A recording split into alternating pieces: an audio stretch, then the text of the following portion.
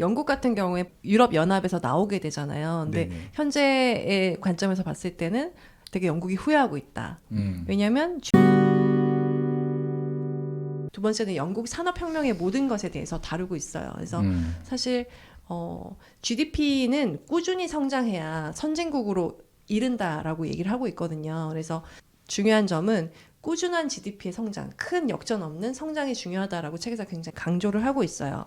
근데 영국 같은 경우는 최근에 조금 부진하긴 하지만 그 전까지는 대영 제국, 해가 지지 않는 나라. 네, 18세기의 영국은 네. 정말 해가 지지 않는 나라. 네, 특히나 부의 정말 큰 성장을 이뤘던 그 이유는 산업혁명이었습니다. 그러니까 혁명이 계속해서 일어나는 세계가 선진국으로 이른다라고 책에서도 얘기하고 있는데 왜 영국에서 그 지역에서 산업혁명이 일어나야 했는지에 대해서 밝히면서 세계의 부는 어떻게 증대되는가에 대해서 좀 확실한 예시로 설명을 하고 있어요. 그래서 책에는 영국의 산업혁명을 조금 더 집중해서 네. 어떻게 그 시점에 영국이라는 나라가 산업혁명을 할 수 있었는가 조명을 하면서 그것들을 우리가 좀 밝혀내면 세계가 좀 부유해지는 어떤 비결이랄까 이런 것들을 좀 더 알 수 있지 않을까라는 목적으로 좀 다양한 자료들을 조사를 한 것 같습니다. 그래서 이 책에서의 이야기는 영국은 그 산업혁명이 일어나기 직전에 굉장히 많은 전제 조건을 갖추고 있었다라고 이야기를 해요. 크게 한 4가지 정도를 꼽아봤는데 물론 이거보다 더 많은 이야기를 다루고 있지만 좀 중요하다고 생각되는 4가지 정도를 정리해봤습니다. 첫 번째가 고숙련 기계 노동자들을 다량으로 보유하고 있었다라는 거고요. 두 번째는 소유권을 인정하는 제도. 아까 일부에서 로사님이 제도 이야기를 하셨는데 그런 자기의 개인의 소유권, 재산을 인정하는 그런 제도들이 있었다는 거. 이걸 또 중요하게 보고 있고 세 번째는 거대한 국내 경제, 시장 경제가 영국에서 태동을 했다라는 거고요. 그리고 마지막 4번째는 이제 대서양 경제 중요성이 증대하는 시점이었다. 그래서 이런 4가지의 큰 조건들이 맞물리면서 이것들이 급격한 기술의 발전을 불러왔고 그걸로 인해서 산업혁명이 일어날 수 있었다라고 이제 이야기를 합니다. 그래서 자세하게 어떤 일들이 있었길래 이런 산업혁명까지 일어날 수 있었는가가 좀 궁금해지실 것 같아서 하나씩 좀 자세하게 좀 이야기를 해보려고 합니다. 첫 번째인 그 고숙련 기계 노동자를 보유하고 있었다라는 거는 어떻게 그렇게 영국에만 유독 그런 숙련된 노동자들이 있을 수 있었는가? 결정적인 거는 그 영국의 도제 제도에 있었다고 해요. 근데 그 도제 제도라는 것이 꼭 영국에만 있었던 건 아니에요. 당시에 뭐 다른 서북유럽의 그런 나라들에서도 도제 제도들이 있었고 그런 도제들을 육성하는 길드라는 것들이 있었어요. 근데 영국이 달랐던 거는 그 다른 나라들은 그 길드에 소속된 도제들, 그러니까 문화생들 같은 거죠. 네. 이런 사람들이 특정 길드에 소속이 되면 그 길드를 좀 벗어나는 게 힘들었다고 합니다. 근데 영국은 좀 달랐던 게 어느 특정 길드에 소속된 그런 도제들도 여기서 내가 충분히 기술을 습득하고 나면 다른 길드로 이동하는 것들이 보다 좀 자유로웠다고 해요. 그래서 이런 제약이 없다 보니까 어느 도시에서 열심히 내가 기술을 배우고 다른 기술에 관심이 생겼어. 그럼 다른 도시로 건너가서 내가 가진 기술을 남들에게 이제 알려줄 수도 있고 또는 내가 모르던 기술을 좀 배울 수도 있고 이런 환경들이 잘 조성이 됐었던 거죠. 그래서 이런 도제들이 여러 나라의 여러 도시들을 왔다 갔다 하면서 기술의 교류가 굉장히 좀 활발했던 것 같아요. 그래서 덕분에 좀 다양한 기계 노동자들, 숙련된 노동자들이 생겨날 수 있었다. 뭐 그 당시에도 뭐 스티브 잡스 같은 그런 좀 천재적인 사고를 가진 사람들이 있었을 거잖아요. 그런 사람들이 모여서 이제 뭐 직물 기술 뭐 이런 것도 발전시키고 뭐 증기기관도 만들고 여러 가지 뭐 철강 산업 뭐 이런 것들도 다양한 기술들을 이제 발전시키는 그런 모태가 됐던 거죠. 네. 그래서 첫 번째 요인으로는 이런 영국의 도제 제도 덕분에 다양한 숙련 노동자들이 보유할 수 있었다라는 것이 이제 첫 번째 이유였고요. 두 번째는 소유권을 인정하는 그 정치 제도가 있었다라는 겁니다. 그 18세기의 영국은 정부나 또는 어떤 강제력을 가진 강대한 힘을 가진 누군가가 그 국민들 자신들의 재산을 뺏지 않을 거라는 그런 신뢰가 좀 있었다고 해요. 그러니까 그때만 해도 이제 갓 근대로 가는 그런 시기가 막 시작될 무렵이었는데 중세 말만 하더라도 왕이나 귀족이 재산들을 막 몰수하기도 하고 그리고 특히나 영국은 전쟁의 역사로 이루어져 있잖아요. 전쟁이 일어나면 병사를 징집하기도 하고 군수물자가 필요하면 그냥 사유재산들을 다 몰수해가지고 전쟁하는 데 사용하기도 하고 그런 식으로 이제 사유재산이 인정이 되지 않는 시기가 있었는데 그런 시기를 지나고 나서 점차 이제 세상이 변화해 가면서 가장 먼저 영국에서 이제 사유재산을 인정하고 개인의 재산권을 보장해주는 그런 시대로 이제 접어들었던 거죠.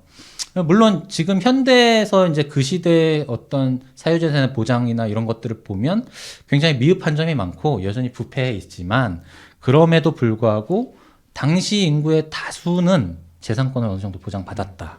근데 이런 것들이 이제 굉장히 많은 큰 변화를 가져왔는데 뭐 그 직전에 이제 100만 원의 예를 들어 월급을 받았을 때 이제 국가가 뭐 70에서 80만 원을 이제 몰수해 갔다면 점차 이 비율이 줄어들다가 나중에는 뭐 한 20만 원, 30만 원 정도만 국가가 가져가고 나머지만 70만 원, 80만 원은 이제 개인이 소장할 수 있었고 이제 저축을 할 수 있었고 그걸 통해서 또 소비를 할 수 있었고 이런 환경의 변화가 이제 생겼다는 거죠. 이제 그렇다 보니까 사람들이 이제 재산을 축적하기 위해서 열심히 또 노동을 하고 또 열심히 일하다 보면 또 발전이 일어나고 그런 환경이 이제 제도 덕분에 갖춰질 수 있었다라고 이제 보고 있고요.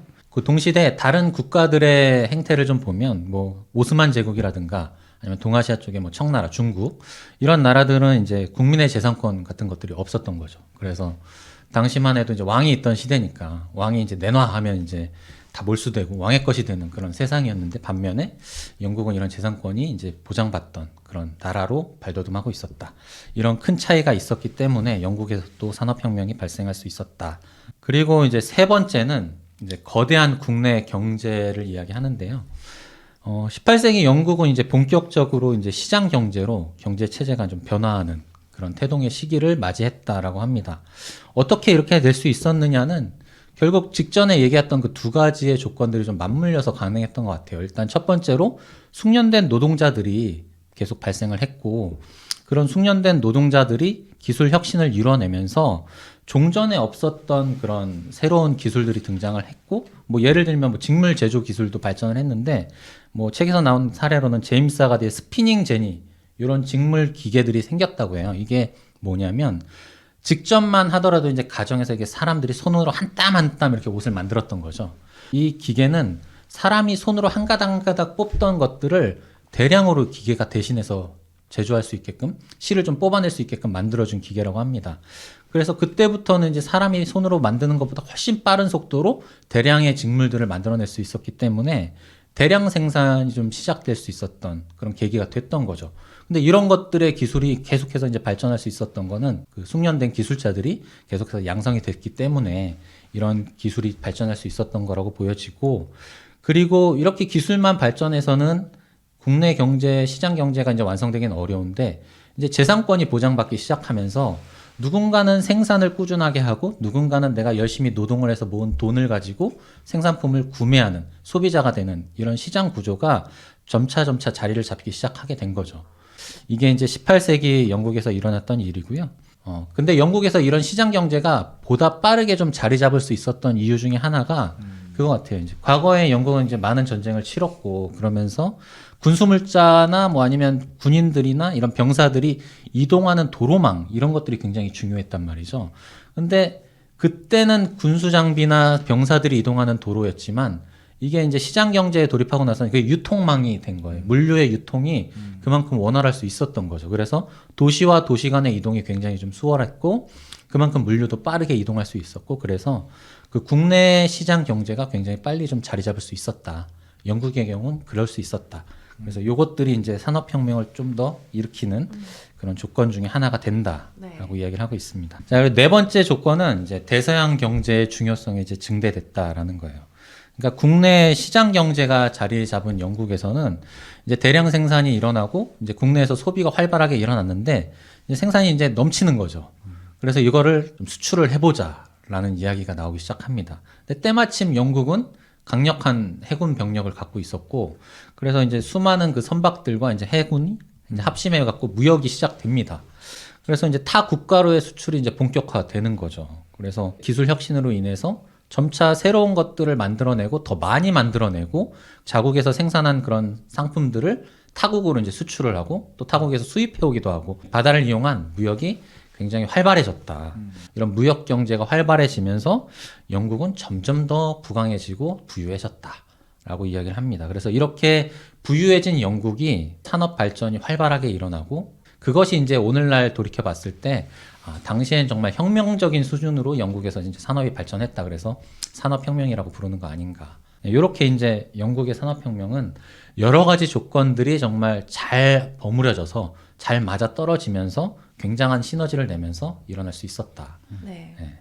이 책의 마지막에 보면 홍춘욱 박사님의 추천사가 나오거든요. 그렇죠. 근데 네. 그걸 읽어보면은 첫 부분에 제도가 얼마나 중요하냐면 영국 같은 경우에 유럽 연합에서 나오게 되잖아요. 근데 네네. 현재의 관점에서 봤을 때는 되게 영국이 후회하고 있다. 왜냐하면 GDP가 최근 한 6년간 성장하고 있지 않다라고 얘기를 하거든요. 그래서 영원히 부강한 것은 없다.